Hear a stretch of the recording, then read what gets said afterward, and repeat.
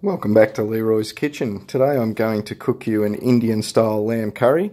It's quite a complicated one for the amount that's actually in it, but well worth the effort. So what I have here is about 500 grams of lamb offcuts.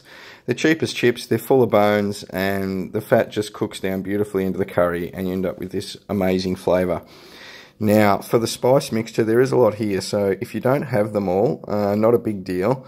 But to get the optimum flavour for this dish, you will need them. So I've got 1 bay leaf, half a teaspoon of cardamom, 1 teaspoon of cinnamon, 1 teaspoon of black pepper, 2 teaspoons of ordinary curry powder, 2 teaspoons of minced garlic, a red chilli. I've got half a teaspoon of turmeric, 1 teaspoon of ground coriander, half a teaspoon of cayenne pepper, 1 teaspoon of garam masala, 1 teaspoon of salt, and for something different I have a large sugar rock. It's Asian inspired, but if you don't have sugar rocks, you can put in a couple of tablespoons of sugar. That will dissolve through the curry and be beautiful. Also have 30 mils of canola oil to do the cooking in, and the remainder I just have 1 diced red onion, a tin of diced tomatoes, about 50 mils of milk, and about half a cup of chopped parsley.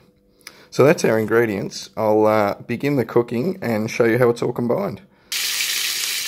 Okay, so I've just put the oil and the lamb offcuts and seared them in a pan.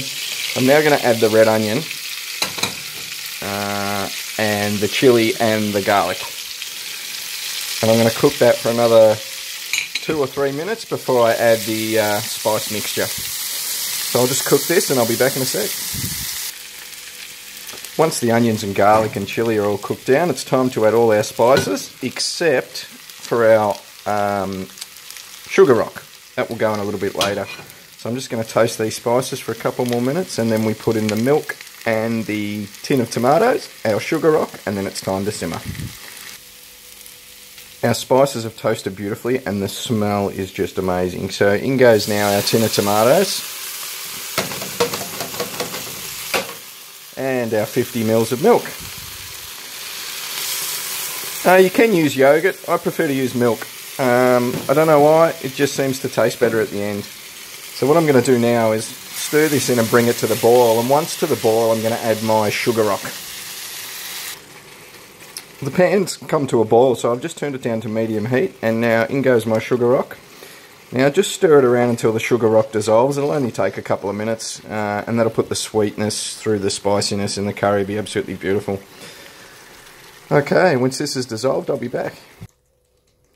My sugar rock has now dissolved, so I've turned the heat down to number 2 out of 10 on the heat dial, and I'm now going to add the lid. Now I've taken the handle out. I want 2 air holes. You don't have to do it, but I like the aroma to fill my apartment, so 2 air holes there, and that's going to take 45 minutes to an hour. If you want the meat even super tender, more tender than that, do it for an hour and a half. But the longer you go, probably about every sort of 20 minutes you'll need to give it a stir. Okay. So our curry's about 20 minutes away from being ready, and I've tasted it and it's quite hot. So what I'm actually going to do now, just while I'm waiting, is make some pickled vegetables to serve it with it. That will cut down on the heat.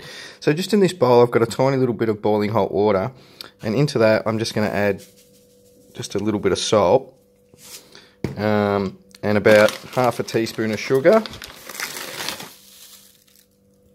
and just mix that in so it dissolves.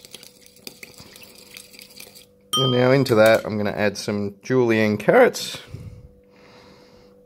some already pickled onions that I had, a little bit of red capsicum, and some parsley, and on top of that I'm just going to squeeze some lime. About 1/4 of a lime will be enough. So we've got our salt, our sweetness, and our acid for our pickling. The good thing about cutting the vegetables so thin is that once I give this a stir, it smells gorgeous. Whack that in the fridge for 20 minutes, and when our curry is ready, so will our pickled vegetables be. So our curry is ready and it looks and smells absolutely amazing. So what I've done is I've just put some steamed rice on a serving plate, and what I'm going to do now is get a coffee mug and just scoop up juices and meat from that curry and just place down one side of the plate.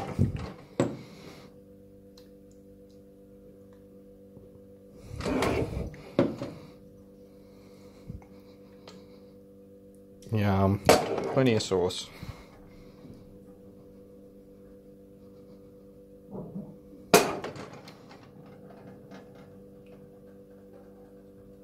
Gorgeous. And then what I'm going to do, because it's quite a hot curry, is I'm going to serve with a decent amount of pickled vegetables on the other side of the plate. These pickled beautifully in the fridge in about 20 minutes. Yummo, how yummy does this look? And just to finish it off, fresh parsley straight over the top of everything. And there we have it. Leeroy's lamb Indian curry, pickled vegetables, steamed rice.